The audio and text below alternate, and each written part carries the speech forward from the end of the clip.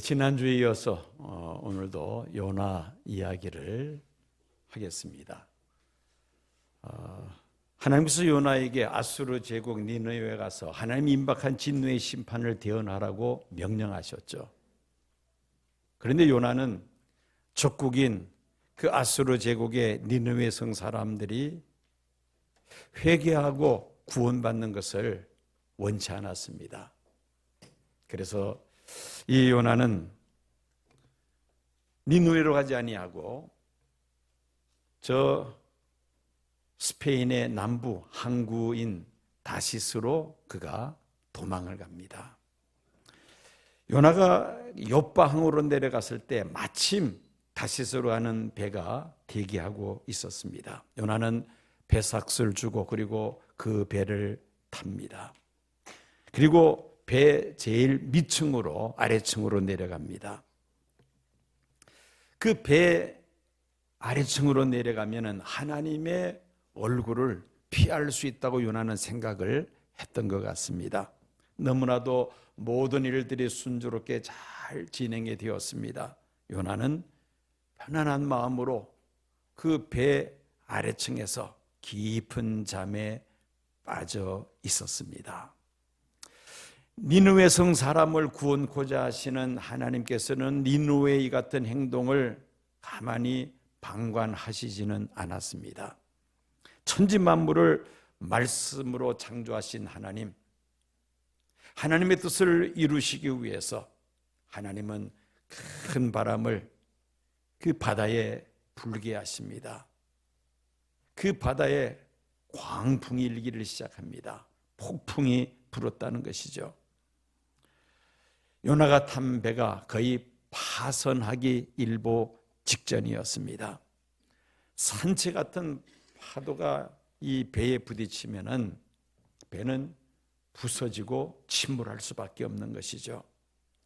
그런 그 절박한 상황에 다다랐습니다.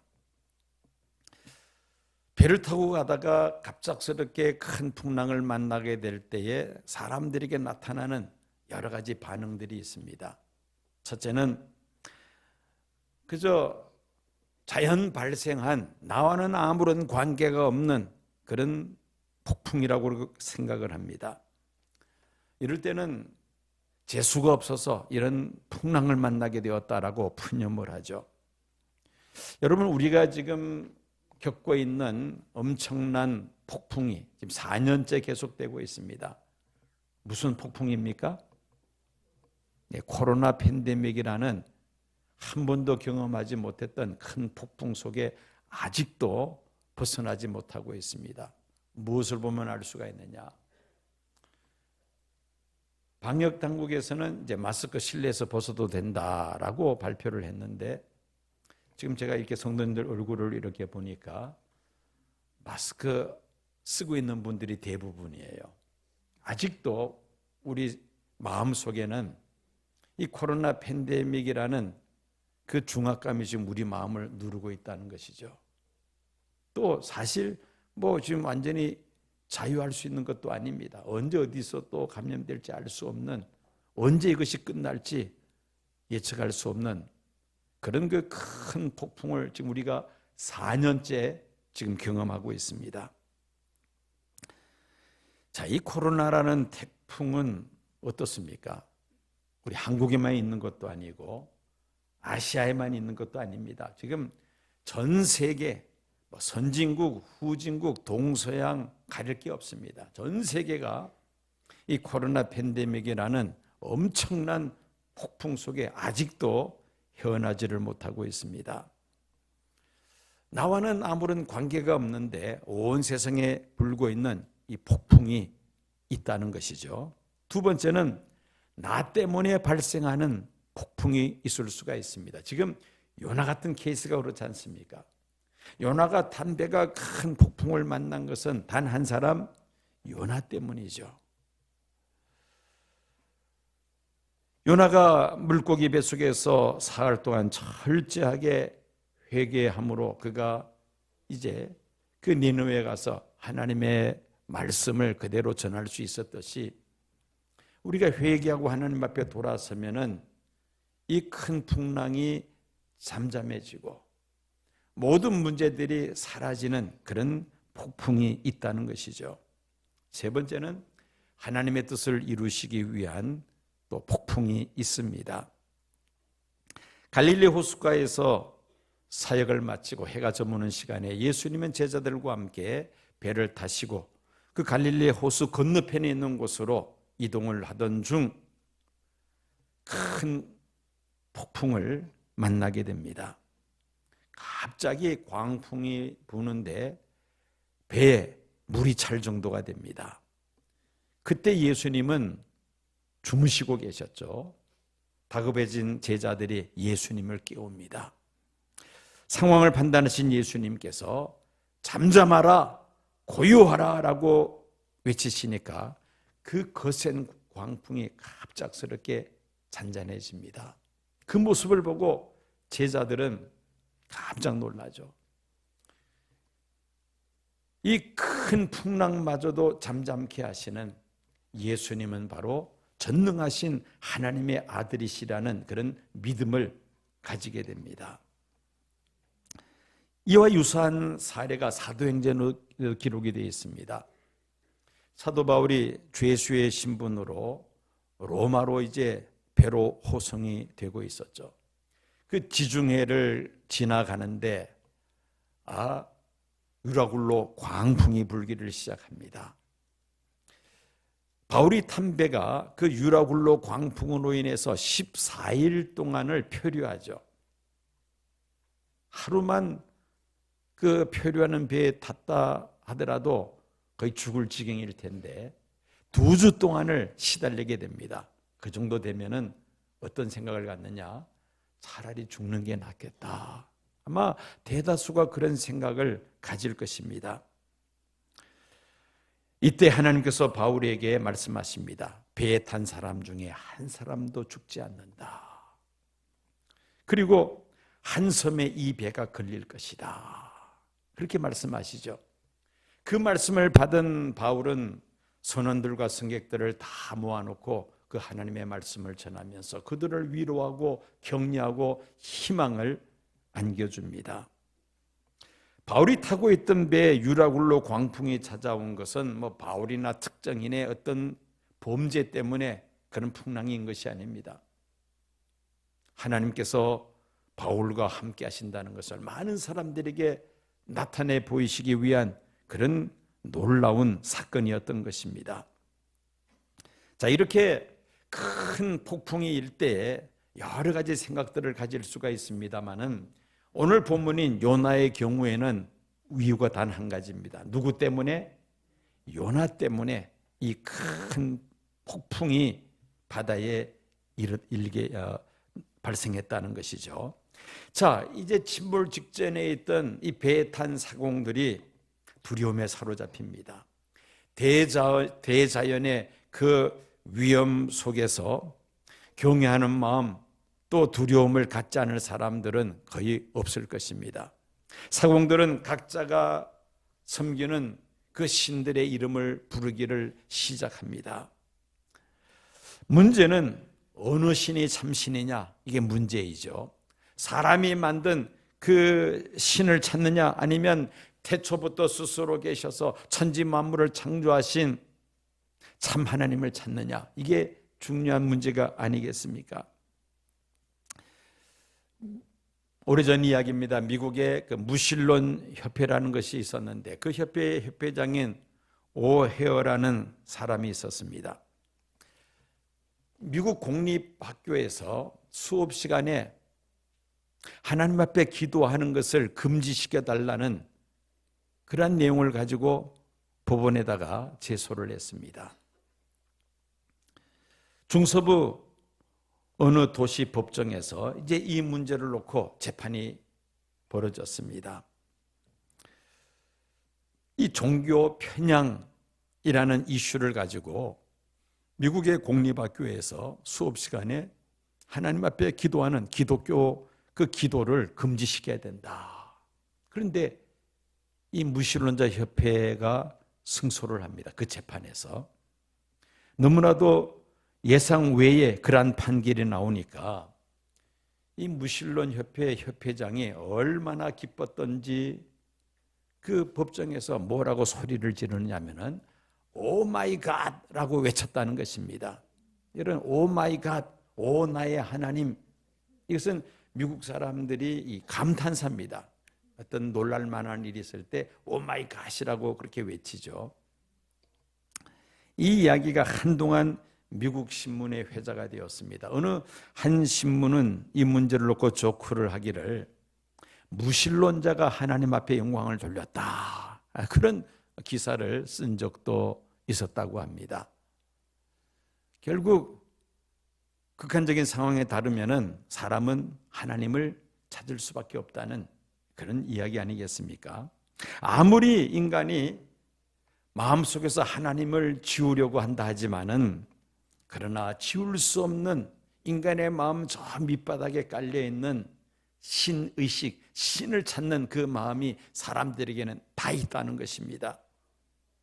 그런데 이 무신론자들은 양심의 증거를 묵살하고 거스리는 그런 죄를 짓고 있다는 것이죠.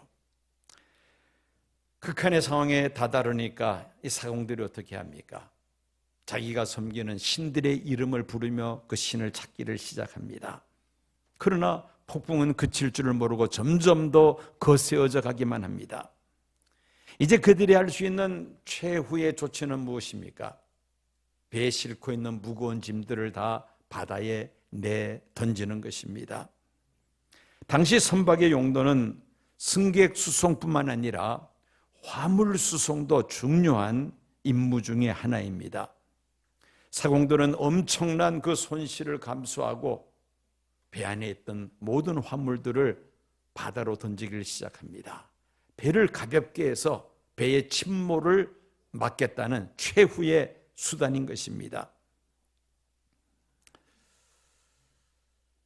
이때 요나는 무엇을 하고 있었는가? 배 아래층으로 내려가서 깊은 잠에 빠져 있었다는 것입니다. 다시스로 가서, 니느웨로 가서 하나님의 임박한 진노의 심판을 외쳐야 할 이 요나가 전혀 엉뚱한 곳으로 가서 지금 배 밑에서 잠을 자고 있었다는 것입니다. 요나가 순종하는 것은 아닙니다. 하나님께서 요나에게 뭐라고 명령하셨습니까? 너는 일어나 니느웨로 가서 외치라, 이렇게 말씀하셨는데 일어나는 것까지는 순종했습니다. 바로 일어났죠. 그런데 니느웨로 가지 않고 어디로 갔다고요? 다시스로 갑니다. 순종하는 듯 했는데 이게 완전한 순종이 아니라는 것입니다.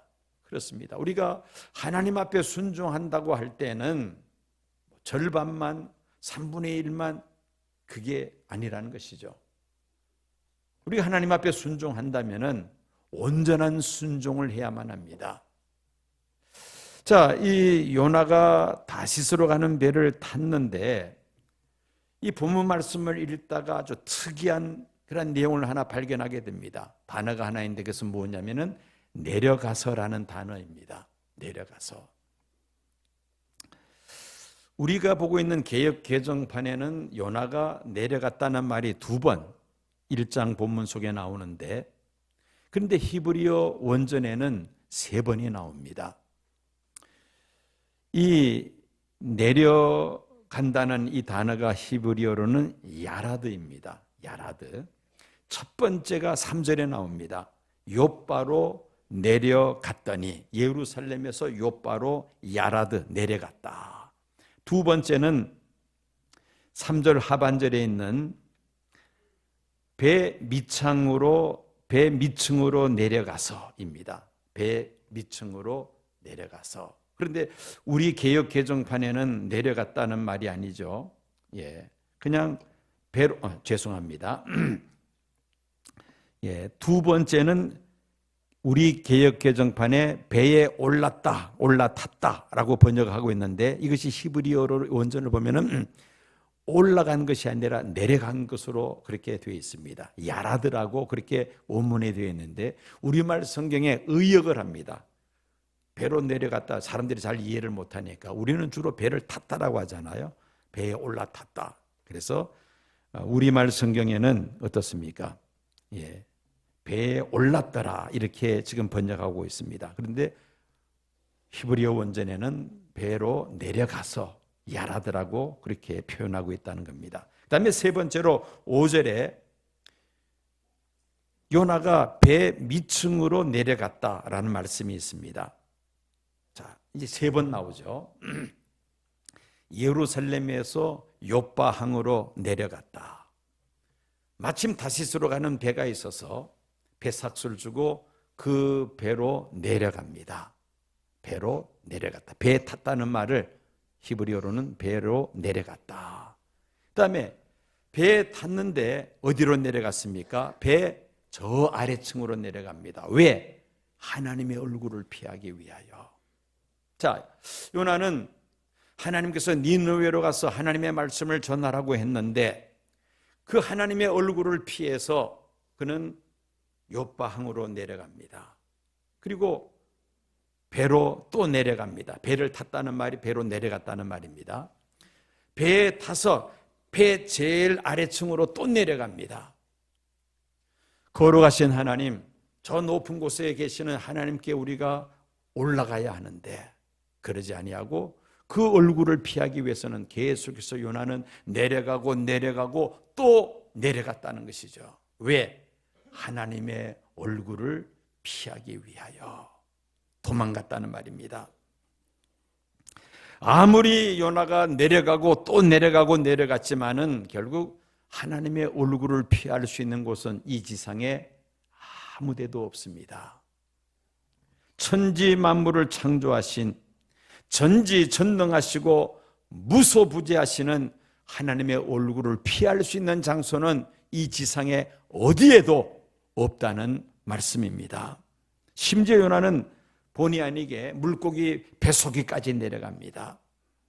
물고기 뱃속은 어떻습니까? 온갖 음식들로 악취가 나는 그 물고기 뱃속까지 내려가서 드디어 그곳에서 그가 하나님을 만나게 되죠. 그리고 철저하게 회개하고 하나님 앞에 돌아서게 됩니다.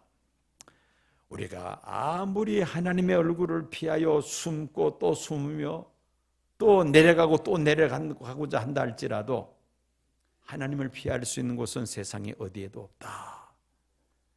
우리를 사랑하시고 우리를 포기하지 아니하시고 우리를 끝까지 찾으시는 하나님을 피할 수 있는 곳은 지상에 어디도 없다는 것을 우리가 명심하고 하나님을 피할 것이 아니라 내려갈 것이 아니라 오히려 하나님을 찾고 하나님께로 우리가 다가가야 할 줄로 믿습니다.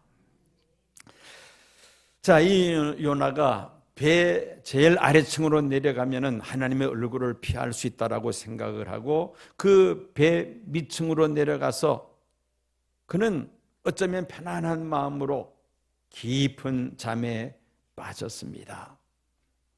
배 위에서는 폭풍으로 말미암아 난리가 났는데 요나는 배 아래층에서 깊은 잠에 빠져 있었다는 것입니다.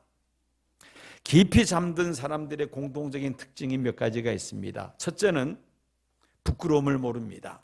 깊은 잠에 빠져 있는 사람은 부끄러움을 모른다. 여러분 잠을 자다 보면은요 어떻습니까? 깊은 잠에 빠지면은 입을 해 벌리고 잘 때가 있죠. 또 침을 이렇게 질질 흘리면서도 본인은 모릅니다. 전혀 의식하지를 못하죠.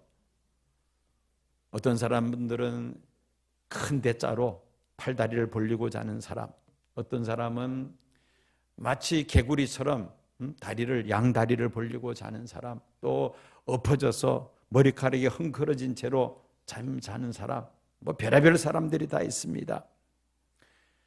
만약에 자기의 모습을 생각한다면은 아마 몸을 다시 추스리겠습니다만은 깊은 잠에 빠지면 전혀 그걸 의식을 못합니다. 부끄러움을 모른다는 것이죠. 두 번째, 깊이 잠에 빠져 있는 사람들은 시끄럽다는 겁니다. 왜 시끄러우냐? 코를 고니까 시끄럽습니다. 코 고는 사람들의 특징이 뭐냐?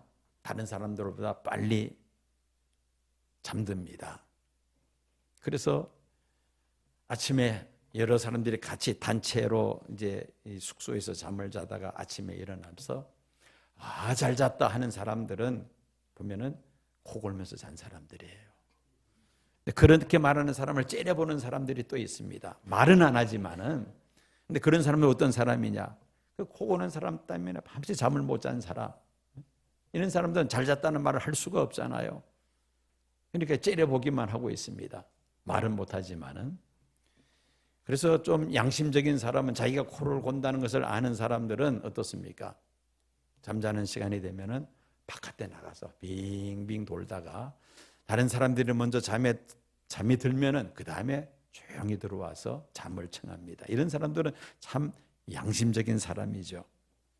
자, 어쨌든 깊은 잠에 빠지면은 사람들이 시끄럽습니다. 나이 드신 분들일수록 더 시끄러워요. 다 이제 노화가 돼 가지고는 어쩔 수 없습니다. 그리고 세 번째 특징은 위험을 느끼지를 못합니다. 깊은 잠에 빠지면은요, 사람이 의식이 없기 때문에 위험한 일이 발생해도 위험한지를 모릅니다. 지금 요나가 그런 상황 아닙니까? 곧 배가 지금 파선하기 일보 직전인데, 그런데도 불구하고 그 배 아래층에 내려가서 깊은 잠에 빠졌다는 것은 지금 어떤 위기 상황인지를 요나가 지금 알지를 못한 상태라는 겁니다. 위험한 상태이지만은 그 위험하다는 사실을 느끼지 못하고 있다는 것입니다. 요나가 마음이 평안하니까 깊은 잠에 빠졌겠죠. 그런데 그 평안은 하나님 주시는 평안은 아니었습니다.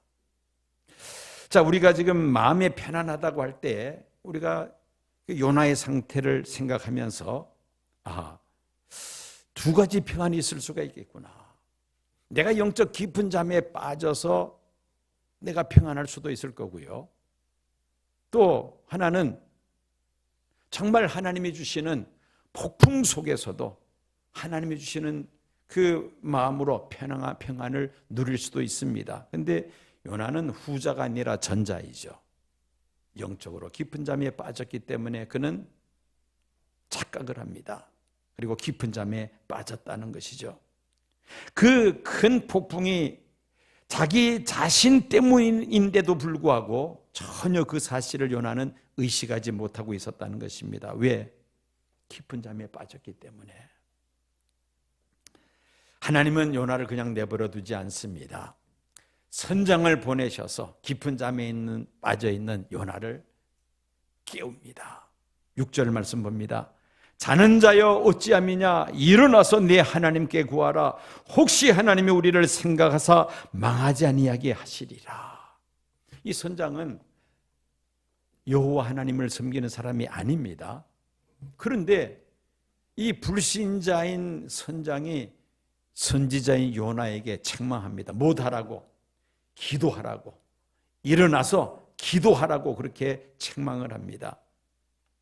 가끔 동창들이 만난다든지 또 옛날 친구들이 이렇게 만나서 믿는 사람, 믿지 않는 사람 같이 어울려서 있을 때에 안 믿는 사람이 믿는 사람을 책망하는 그런 일들 가끔 있습니다. 뭐냐면은 식사를 하면서 교회 집사라는 말을 해놓고는 술을 홀짝홀짝 마시고 앉아 있어요. 그러면은 교회 안 다니는 사람이 뭐라 그럽니까? 술을 마시는 교회 집사라는 사람을 향해서 뭐라고 이야기하죠? 이때 잘 쓰는 말이 있는데 무슨 신자? 가짜 신자라는 말은 좀 거시기 하고 나이롱 신자라 그러잖아요. 저 친구 저거 순 나이롱 신자네. 안 믿는 사람이 교회 다닌다는 사람을 보고 그렇게 책망을 하는 거 아닙니까? 저거 나이롱 신자다고. 지금 선정의 요나에게 지금 하는 말이 똑같습니다. 같은 맥락입니다. 일어나서 기도하라. 네가 믿는 신이 너를 구원할지 알 수 없지 않느냐 하면서 요나를 깨웠다는 것입니다. 1940년 제2차 세계대전 발발했을 때 그때 독일이 유럽을 다 정복을 합니다. 프랑스, 오스트리아, 유럽 여러 나라들을 정복을 하고 점령을 하고 그 다음에 마지막 이제 영국에 남았습니다. 바다 건너 이제 영국에 남았는데 그때 독일이 장사포를 개발합니다. 멀리까지 날아가는 그 엄청난 대포를 개발을 하죠. 그래서 그 대포를 그 프랑스 해변가까지 끌고 가서는 영국 수도 런던을 향하여 포를 쏴대기 시작합니다.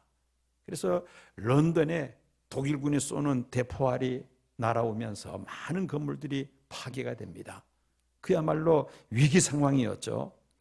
이때 영국 국왕이 윈스턴 처칠에게 전시 내각을 구성하도록 완전히 위임을 합니다. 당신이 영국 수상과 국방장관을 겸임해서 이 위기의 국가를 맡아주십시오. 윈스턴 처칠이 위임을 받고 그리고 하원 의회에서 이렇게 그가 연설을 합니다. 이 세상의 모든 위대한 일은 피와 눈물과 땀으로 이루어집니다. 피는 용기의 산물이요, 눈물은 정성의 상징이요, 땀은 근면의 상징입니다. 우리가 피를 흘려야 할 때 피를 흘리지 아니하면 우리는 다른 나라의 노예가 될 수 있습니다. 눈물을 흘려야 할 때 눈물을 흘리지 않는다면 우리는 동물과 같은 삶을 살 수 있습니다. 우리가 땀을 흘려야 할 때에 흘리지 않는다면 빈곤의 늪에서 우리가 헤어나지 못할 것입니다. 이 부족한 사람, 오늘 영국을 위해서 제가 바칠 수 있는 것은 나의 피와 눈물과 땀입니다 하면서 온 국민들에게 이 절박한 시기에 나라를 위하여 피와 눈물과 땀을 흘려줄 것을 간곡하게 요청하는 그런 연설을 합니다. 이 윈스턴 처칠의 연설이 그 링컨이 게티스버그에서 한 그 연설만큼이나 유명한 연설이 되죠. 그는 5년 3개월 동안 위기에 처한 영국을 잘 이끌어서 결국 독일을 이기게 되죠. 승전국이 됩니다. 우리가 윈스턴 처칠이 위대하다고 말하는 것은 위기 상황에서 그는 피와 눈물과 땀을 아끼지 아니했기 때문입니다. 지금 요나가 해야 할 일이 무엇입니까? 자기 때문에 이 큰 풍랑을 만나게 되었는데 지금 요나가 해야 할 일은 하나님 앞에 눈물로 기도하는 일이 아니겠습니까? 자신의 죄를 철저하게 뉘우치고 회개하는 일, 그것이 바로 큰 풍랑에서 벗어나는 길인 것입니다. 시편 146편 3절 말씀 보면은 방백들을 의지하지 말며 도울 힘이 없는 인생도 의지하지 말지니, 5절을 보면은 야곱의 하나님으로 자기 도움을 삼으며 여호와께 그 소망을 두는 자는 복이 있도다. 왜냐하면은 6절 말씀, 여호와는 천지와 바다를 지으신 분이시기 때문입니다. 천지 만물을 창조하신 하나님, 그 하나님을 전적으로 의지하는 자들은 방백들을 의지하지 아니하고 도울 힘이 없는 인생도 의지하지 아니하며 오직 야곱의 하나님께 도움을 구하며 소망을 둔다는 것입니다. 지금 온 세상에 큰 폭풍이 계속해서 불고 있습니다. 우리 한반도에 끊임없이 지금 폭풍이 계속 진행되고 있습니다. 점점 더 이 폭풍은 거세져 가고 있습니다. 특별히 강대국들이 에워싸여 있는 이 한반도의 지정학적인 그 위치로 인해서 잠시도 바람 잘 날이 없습니다. 이런 큰 폭풍이 있는 이런 상황 속에서 또 어떤 분들은 개인적으로 큰 폭풍을 만나 어려움 당하고 있는 성도들도 없지 않아 있습니다. 코로나 팬데믹이 장기화되면서 경제적으로 어려움 당하고 있는 분들이 있고 또 건강 문제 때문에 어려움 당하고 있는 분이 있습니다. 영적으로 신앙적으로 침체되어서 지금 파산하기 일부 직전에 있는 그런 성도들도 있습니다. 우리에게 요구가 되는 것은 무엇입니까? 눈물의 기도입니다. 지금 큰 폭풍을 만난 요나에게 필요한 것은 단 한 가지입니다. 하나님 앞에 눈물로 기도하는 것이죠.